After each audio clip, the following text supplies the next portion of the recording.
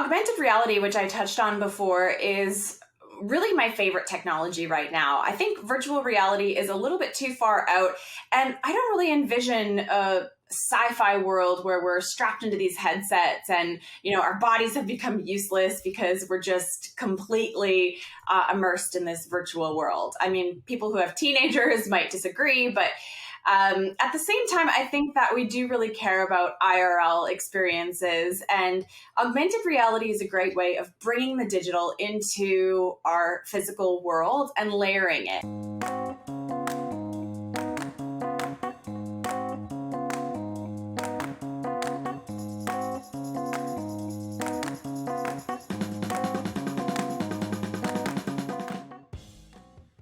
Welcome to today's episode of Staying Curious. I'm your host, Amy Herschel, and today's guest is Amanda Cosco.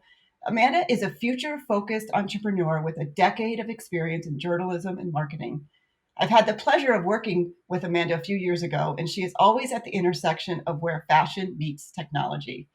Amanda is most known for Electric Runway, her ongoing online project with a mission to document how technology is transforming the $2.4 billion fashion industry. Through Electric Runway, Amanda has presented as a keynote speaker to several international delegations on fashion innovation, from the US to Estonia, Berlin, Hong Kong, and many more. Amanda has reported from the front lines of every stage of the fashion supply chain, from garment factories in Bangladesh to runway shows in Moscow. It is a pleasure to welcome Amanda Cosco. Hi, Amanda. How are you? Thank you. Thanks for having me. I'm so excited to speak with you. I said in the intro, we've worked together before, and I feel like I definitely follow your Instagram feed for sure. And I think that you have always brought a very big attention to fashion and technology. So I'm super, super excited to speak with you today. So let's get started. First of all, how are you today? Good? I'm great. Yeah, I'm doing great. Yeah. Awesome. So let's talk a little bit about Electric Runway. What are you currently doing? Talk a little bit about your journey to get here. Yeah, so currently things are opening up here in Toronto, where I'm from. And prior to the pandemic, a lot of my work was focused on traveling and going to different events, speaking, moderating, researching, reporting. And a lot of that came to a halt during COVID. And it seems now that things are opening up, events are starting to be planned again, which makes me really optimistic for the future. But during that time, myself, as well as many other people, really took a deep dive into the internet and to the online space, what's happening with Web3 and the Metaverse, and how that specifically is touching fashion and beauty. So that's where I spent my time over the pandemic, was being involved in VR conferences and online summits that you could participate remotely. And I'm excited to say that things are starting back up again in person. But we've definitely seen this rush towards digital in the last 2 years. And I think it's really accelerated a lot of the trends that I was focused on earlier. So how long have you been in journalism? How did you get there? Talk a little bit about that journey. Yeah, well, I graduated with a degree in professional writing and English, a master's degree from Ryerson University here in Toronto, now called Toronto Metropolitan University. So I wanted to work in the world of ideas, and I kept pitching culture writers. So I wanted to write for music columns or theater columns, and I couldn't really find my voice. And what I had to say, frankly, wasn't really that interesting. But I remember kind of falling upon the technology community because I stumbled across a story of this man who was going to be speaking in Toronto, and his name's Neil Harbison, and he's a self-identified cyborg. And what that means is he has an antenna osseointegrated integrated into his head. So he has an antenna that literally starts at the back of his head here, comes out, and it helps him to hear color. Now, Neil was born as an artist, but he was also born colorblind. So imagine being an artist and being colorblind. So he began this digital project a little while ago to combine himself with technology, get this antenna fused into his head so that he could hear color, because every color gives off a sound vibration, and he could then sense the different colors around him in a totally different way. So I pitched the editor of our national newspaper, the Globe and Mail, and the subject line of the email was "A cyborg comes to town." And of course, with a subject line like that, he had to open his email. And this was my first big break as a journalist. So I was really struggling to find myself and find my voice in the world of ideas. Came across this story about Neil Harbison and had the chance to sit down with him and interview him. And it became very clear to me that we're around our technology all the time. We're starting to wear our technology, and eventually we're going to become our technology, become one with it. And so this is really the trajectory that I've been following. And I guess the background in fashion and media comes from the fact that my dad worked in fashion, my grandparents worked in fashion, and my mom worked in media for a long time. So that really explains me. That's great. So tell us about your online project, Electric Runway. So obviously, this sort of that whole story sort of catapulted you into how to take fashion and technology and merge them together. So talk about right before you started it, like what was happening with fashion and technology that drove you to start Electric Runway. Well, I had just covered a future fashion runway show in Silicon Valley. It was actually called Silicon Valley Fashion Week. And I remember I got on the plane to go to San Francisco for the first time. I hadn't even sold the story yet, but I was so determined to fly to California and see what was going on with this Silicon Valley Fashion Week. And what I saw was totally different than any fashion week I'd ever experienced, both in the presentation, the people that were there, the stuff that you saw on the runway. And I connected with so many people who were kind of pushing this space forward. And when I got back to Toronto, I was all excited, and I was actually asked to curate a similar runway show for the Maker Festival here in Toronto. And I said, sure, but I want to make it a fashion technology. I don't want it to just be wearables. I want it to be infused with, designers and makers and kind of all the cool stuff that I was seeing along my way. And so Electric Runway actually started as a runway show proper, but it eventually became the home, the online space where I collected all of my stories, whether they were interviews, videos, photos, looking at this specific thread that I was pulling. And what I loved about self-publishing was you could put something up online very quickly, whereas the lead times for traditional newspapers and magazines can be months sometimes. And, the world of technology is moving so fast. So I thought digital publishing is really a great way to get the ball rolling and get my stuff out there. And of course, along the way, I was still contributing to these legacy publications to build credibility. But eventually, I was able to build a brand that stands on its own and, is a go-to source for many people who are also working in and excited about this very intersection. So how has this opened the doors? So talk a little bit about, obviously you took a chance, which is amazing, and you opened up this whole online space where you could have your own voice about fashion and technology. But how has that impacted your career? How has it opened up additional doors? And what's the vision for the future of the project? Yeah, so I would say that it's opened up the door in the sense that I've had the opportunity to collaborate with many different brands in past, covering the launch of their different devices or covering events that are in this space. And I've been able to really straddle the line between being a blogger and being a journalist, because these are very, very different worlds, much like fashion and technology are very different worlds. So in a way, I always feel like a little bit of an outsider and that I don't have a place, because I'm looking at fashion, I'm looking at technology. I'm a journalist, but I'm a blogger. It's like one foot in tradition, one foot in the future. And so I think that it's opened up different revenue streams, for example, because being an expert in this space has allowed me to collaborate with and advise on many different projects that are coming down the pipelines at different organizations.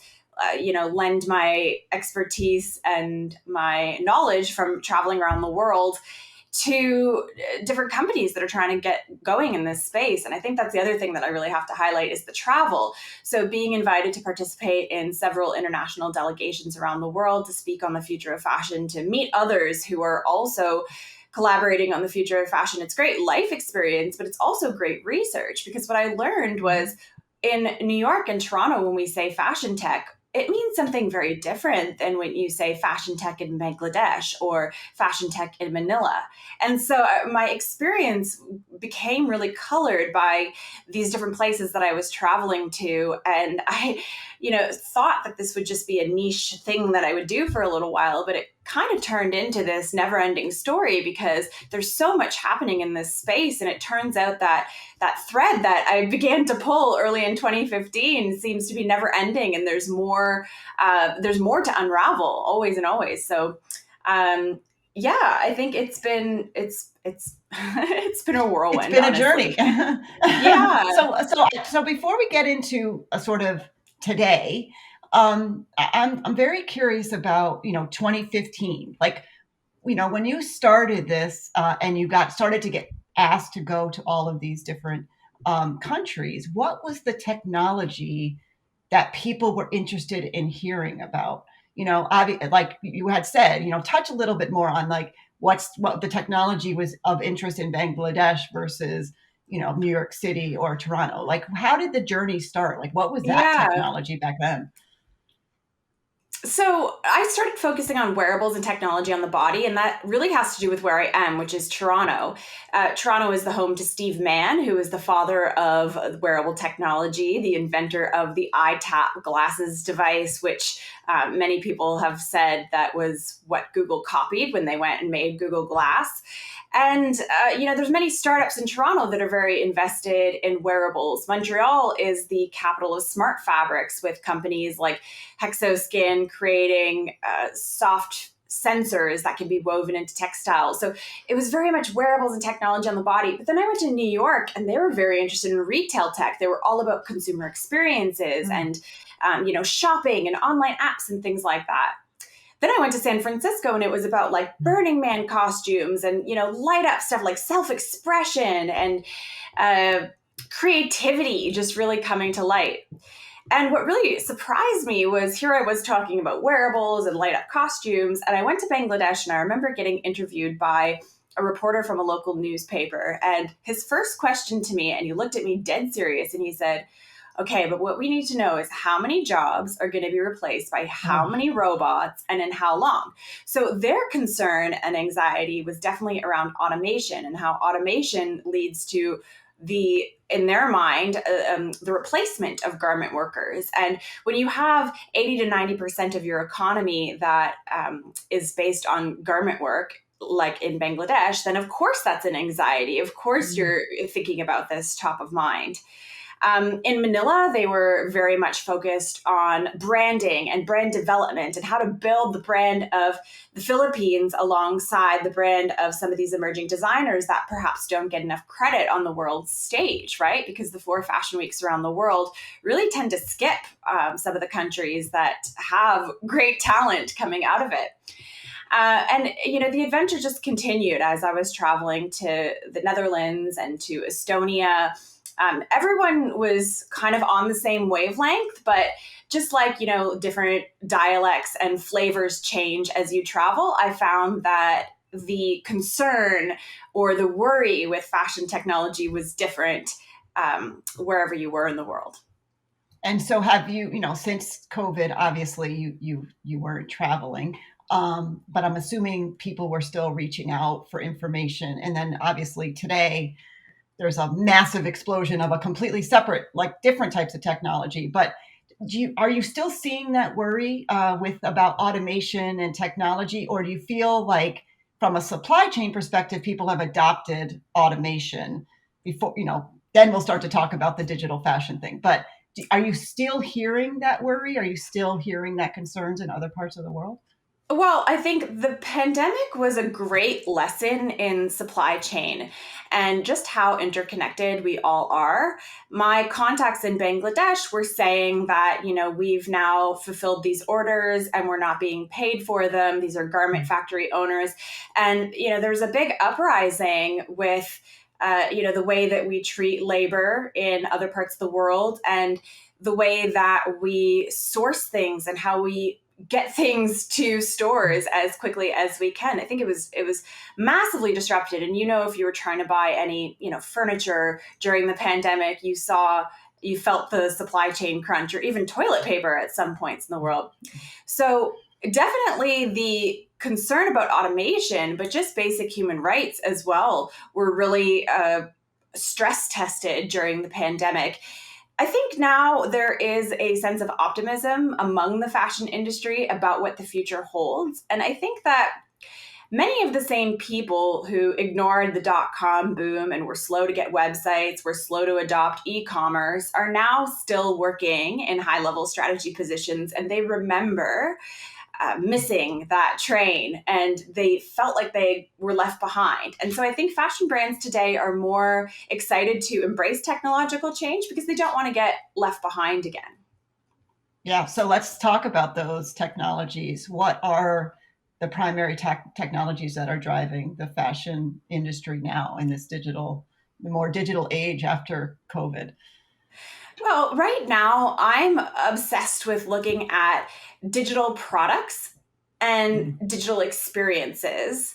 And I think a lot of these are being delivered via augmented reality.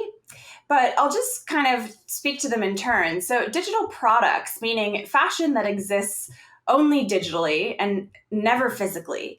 And it's created to be worn by your avatar in Roblox or Animal Crossing, or it's created to be downloaded as an NFT and worn as a Snapchat filter, perhaps. There's all kinds. There's an explosion of creativity online, and graphic designers and digital 3D designers have really been able to capitalize on our want to see and be seen online with digital fashion. And it turns out that even in our avatars, we care about how we look and how we perceived and our identity. And as our online identity kind of folds with our physical identity, we see more and more investment happening in digital fashion and extensions for the avatar. In fact, so much so that Nike acquired a digital product company that has helped them be one of the highest earning companies in terms of selling digital only products. I think it was $23 million, something to the tune of millions of dollars that Nike has been able to sell in digital goods since they've acquired the startup Artifact. And, at the beginning, it's kind of like, well, are people really going to pay for things that don't really exist, meaning a digital sneaker or a digital lipstick? And it turns out that, yes, they're going to pay for it.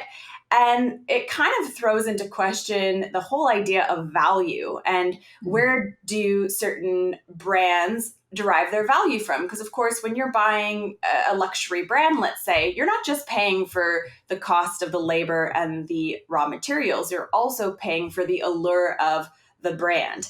And it turns out that that is transferable to the online world without the cost of actually producing something. So there's a whole wild, wild west going on right now in terms of digital items. And I've been following the lawsuit between Hermes and a digital creator. This digital creator went onto Roblox and sold a number of Birkin bags, limited edition, that obviously looked like the Hermes Birkin bag. And Hermes didn't like that, and they've since gone on to file for trademarks in the digital space, realizing that they need to protect their own brand identity, not only in real life from knockoffs in the gray market, but also this entirely other emerging gray market of digital goods. When it comes to digital experiences, I had the opportunity last week to dive into the Vogue Metaverse Atelier, which was completely online. It was a simulated environment that you explored via your computer. And it was created by the folks at Vogue Business in collaboration with Epic Games. And what it was an exhibition of digital garments that sort of made history. So collections and designs by designers that were really pushing the limits of what it means to present fashion or to create fashion. And you had interviews with the designers there at the actual location. You had a little avatar and you would run around and go to these different locations like you would explore a game, and you would, watch screens that would pop up or hear interviews of designers that were being interviewed. share their knowledge of digital fashion. So it was a really interesting format for a fashion conference, certainly. And I think we're going to continue on this trend of digital experiences, not just for the fashion business community, but for consumers as well. I was following what was happening at New York Fashion Week not too long ago, and it seems that technology was dominating. Everyone was dropping NFTs, and there were augmented reality filters to try on. Runway shows were being live streamed, both in real time as well as in Roblox. So this presence of technology, it's been on the runway for a very long time now, and it seems to be taking over more and more when we have these events like Fashion Week. And the Yeah, last so thing I'll touch on, or sorry, no, go sorry. ahead. No, I was just going to say we actually hosted a fashion runway show during Fashion Week, and that digital and physical space started to merge together. Where they had a physical runway, but then those assets were also created in the digital space to give the extra experience of both the metaverse and the physical in person. I But we'll love touch that. on that. Yeah, it was really fantastic. So I think that you know the designers and the brands that are doing it right are the ones who are combining both. Yeah, absolutely. So what was the last one you were going to say? Sorry, I didn't was mean just to going to touch interrupt you. on augmented reality, but I have a feeling that'll come up soon as well. Yeah, so talk about the NFTs. You had mentioned that Hermes was upset about the trademarking. Now they have to be, cognizant. Brands, luxury brands especially, have to be cognizant of what's being sold in the metaverse without permission and licensing. Talk a little bit about NFTs and what their benefits are and how you see them being leveraged by the major brands or just by any brand. Yeah, so I'm a crypto skeptic. I never bought into crypto. I didn't think it was that interesting, but I'm a believer in the underlying technology, which is blockchain and smart contracts. And what we're seeing the fashion industry what we're seeing now in the fashion industry is this movement from NFTs being, oh, look at this picture of an ape that I own, to something more of a ticket or an access point. And that's where I think things become really interesting. So it's one thing to have a downloadable asset that you can, show off on your smartphone and say, yeah, I own this, it's in my wallet.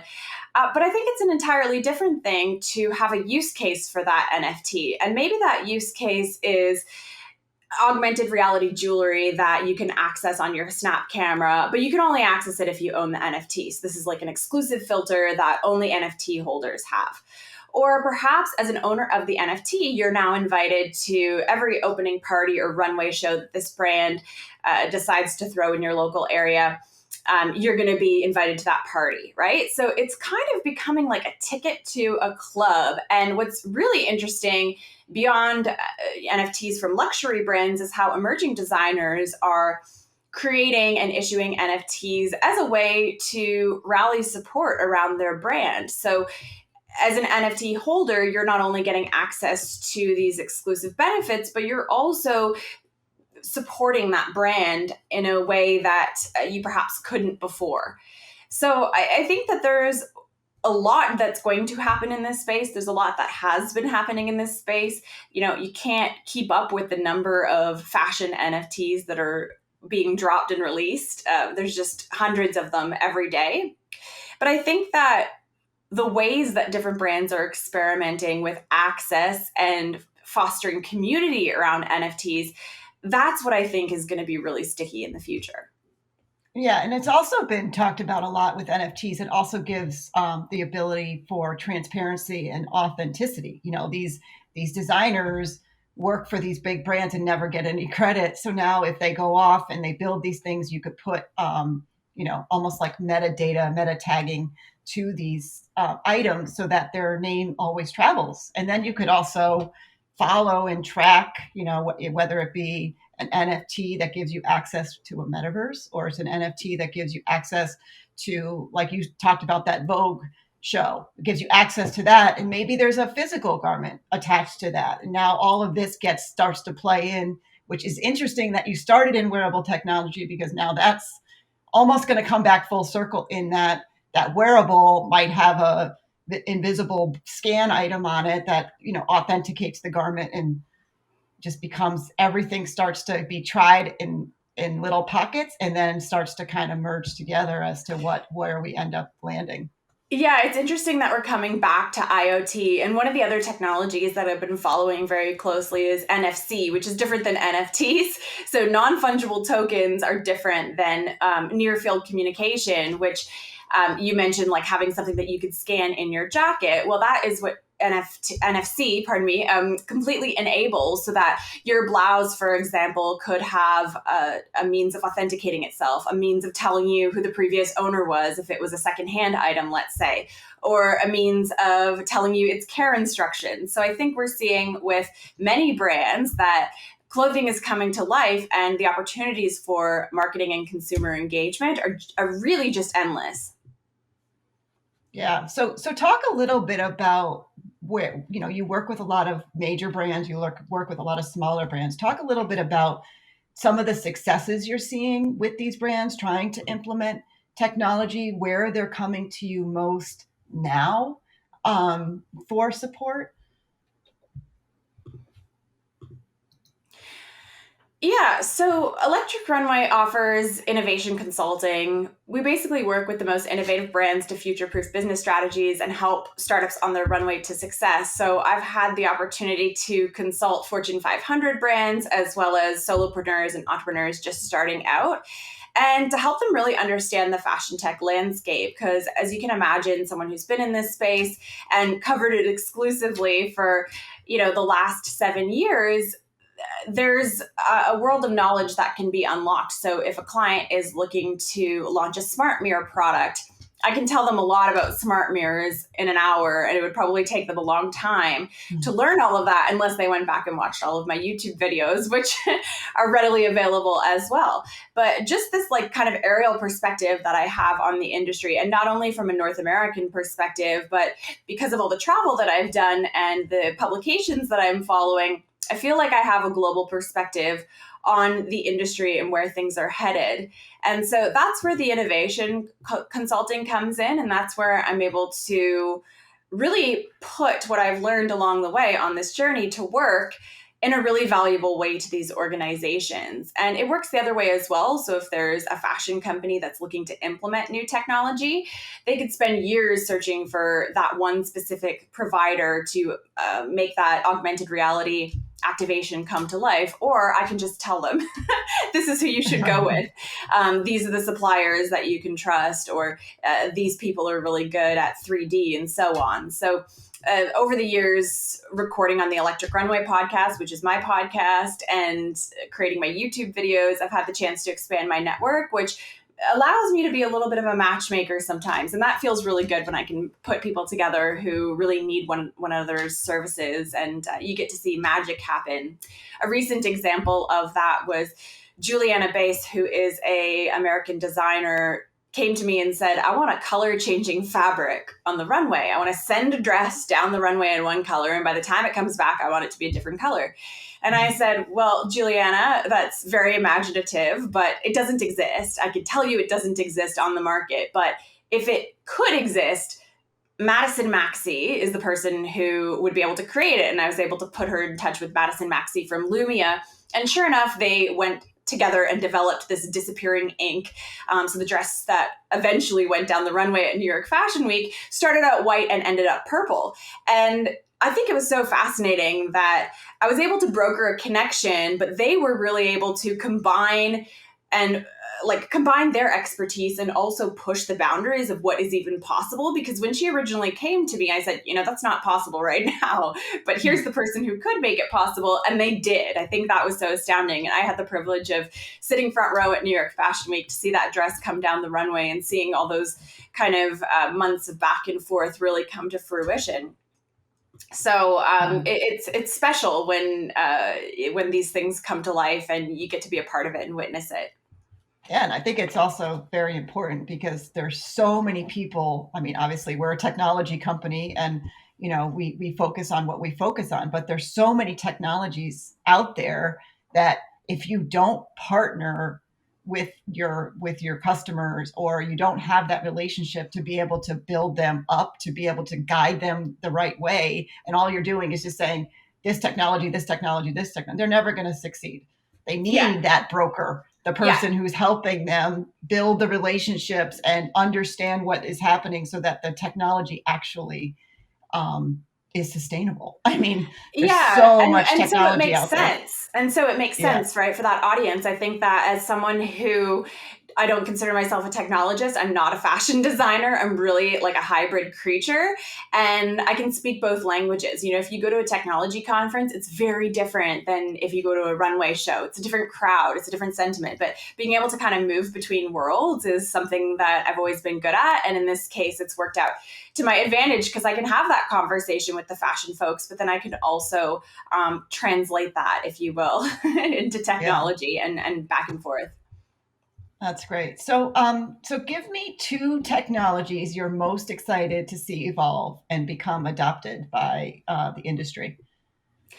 Yeah, well, augmented reality, which I touched on before, is really my favorite technology right now. I think virtual reality is a little bit too far out, and I don't really envision a sci-fi world where we're strapped into these headsets and our bodies have become useless because we're just completely immersed in this virtual world. I mean, people who have teenagers might disagree, but at the same time, I think that we do really care about IRL experiences, and augmented reality is a great way of bringing the digital into our physical world and layering it. And I think this is really important. There's a lot of case studies for the fashion industry, not just in try before you buy. So, for example, like being able to try on shoes on Amazon without actually trying them on, so via augmented reality, but also just for fun, like augmented reality Mm-hmm. filters that are not meant to incentivize a purchase, but just to give you access to an experience. And I'll give you an example. I remember David Bowie, or the New York Times teamed up with a fashion museum in New York, and they released this David Bowie exhibition that you could see in Mm-hmm. augmented reality, and you could actually drop David Bowie's costumes into your reality and examine them. Like, you could get so close down to the detail of these costumes. And if you weren't able to go to the exhibition that was actually on in New York, this was a kind of extended way of experiencing it. So I think there's enormous opportunities for fashion education, for couture, for play, for self-expression. If you really think about it, couture gowns are not meant to be worn on the everyday. So they lend themselves really well to augmented reality filters because you don't have to worry about washing it. You don't have to worry about ruining it, right? So I think that there's a lot to happen there. I also think that the technology is going to improve so that it doesn't look as hokey. Right now, when we look at augmented reality filters that are for apparel, we tend to think of them, oh, they're a little glitchy, they're not exactly right.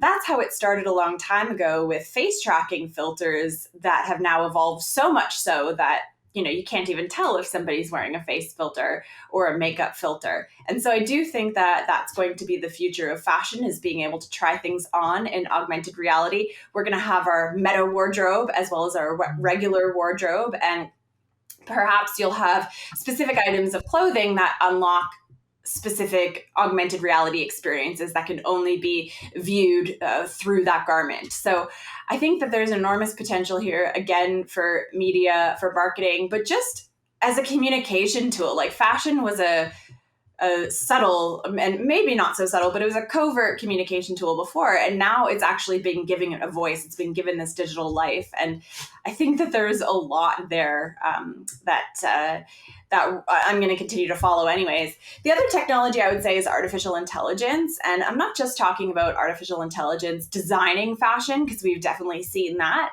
but artificial intelligence in the supply chain, artificial intelligence in efficiency.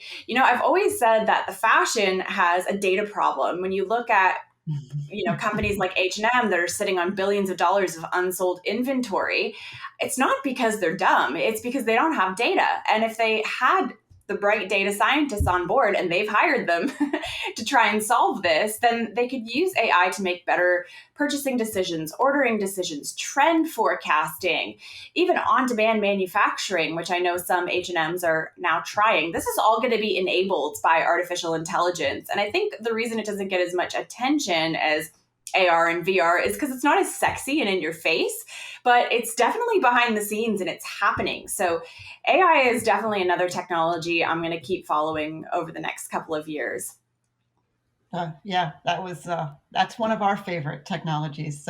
And it is behind the scenes, but you said it perfectly. Without being knowing what to do with all of the data, it doesn't work. You need to have there's data everywhere. Now it's how do you take that data and make it work for you. So Yeah. really great. So what is the current hot trend or technology that you think is vastly overrated? And not as really as big of a deal as everybody's making it out to be. Well, I mean, I know I went on about the use cases for NFTs before. I don't think NFTs are as exciting. Like personally, I don't have a crypto wallet. I don't own any digital assets. I try them for on the apps that are available for free. I think that the idea of how do I want to say this? Like I said, the underlining technology of blockchain is definitely here to stay. I think smart contracts, all of that is very interesting, but I don't necessarily think, and I could be wrong, that in 5 years we'll be bragging about an NFT that we own. Or maybe it just won't be called that. Maybe it'll be so embedded into the processes and operations that it's just automatic and we don't use that particular word anymore. But I think it is a little bit of hype. Interesting. And what is the one technology that you've seen that no one is really talking about that you think will be big in the next 2 years? Well, it's not that nobody's talking about it. It's just that nobody's perfected it. And so I will say that one of the areas that I'm following is fit technology. And I don't mean fitness technology like a Fitbit. I mean using the sensors and scanners that are available in our devices like our smartphone to be able to capture and understand fit. This is a challenge that, again, it's a data challenge, but it has to be the numbers from the human body, the numbers that you can generate from scanning a human body need to be properly paired with tech packs and numbers that have traditionally existed in the fashion industry. And so when these two data sets come together, we'll be able to more accurately predict fit. We'll also be able to more accurately order clothing made to measure. And I'm excited for that future of customization and personalization. I know there's companies like Unspun Denim that I'm following very closely, where you send in a few photos of yourself and you pick all the different details of your jeans, like the finish and the wash and the stitching and the rise. And then they make them just for you. And in 2 weeks after sending a picture, you can have your very own custom pair of jeans sent to you. And it's completely on-demand manufacturing, so there's no waste involved. Now, how big can this operation scale? I mean, it really depends. This is something that we're sort of testing the limits of. But I think that maybe the answer to that goes back to artificial intelligence, right? Like, it's like, what are we doing with all this data? Yeah. And the other thing is, I think people are a little bit uncomfortable being scanned. Like, if you're being scanned by a smartphone, you don't want to be like sharing photos of yourself. Like, we have to be concerned about people's privacy and stuff. But once we kind of get over that adoption struggle, then I think that we're going to start to see more accurate size prediction, because right now it's not there. I mean, often people are ordering 2 or 3 sizes just to get the free shipping and then returning 2 of them, keeping 1, or returning all of them. And it's just a mess. It doesn't need to be such of a hassle, both for the retailers and for the consumers. Yeah, I agree. I hate to return things, so I totally understand that. So that was great. That was really great. Your predictions are very similar to ours, so we're very aligned. I appreciate that. So yeah, I mean, we spoke for a while. Amanda, thank you. That was incredible. Your insight is going to be truly valued by everyone listening in. So I just wanted to thank you for your time today. If anyone is interested in connecting with Amanda, she does have her own website at amandacasco.com. or at electricrunway.com, but definitely follow her on all of her social media feeds at electric_runway, Instagram, as well as on YouTube. You can just search for Electric Runway. You mentioned that a little earlier that you have a lot of good content on YouTube. So definitely check it out. So I just wanted to thank you for your time. It's Thank been you a so much, pleasure. Amy. Thanks for having me, Amy. It's been great. And thank you all for tuning in. And please be sure to stay curious and remember to like and subscribe to all of our social media and visit our website, lectra.com, to see when the next podcast will be dropping. It's been a pleasure. Have a great day.